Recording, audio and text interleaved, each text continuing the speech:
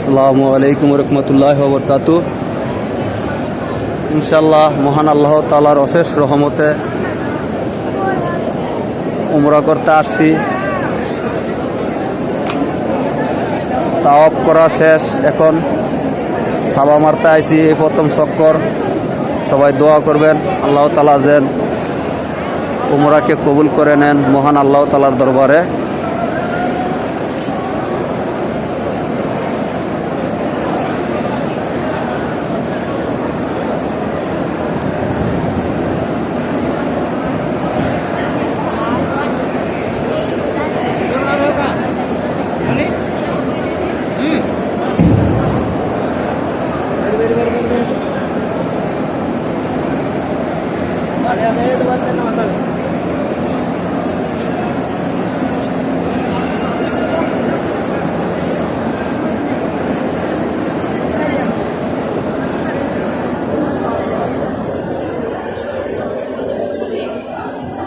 এই জায়গায় সবাই সাবা মারতেছে।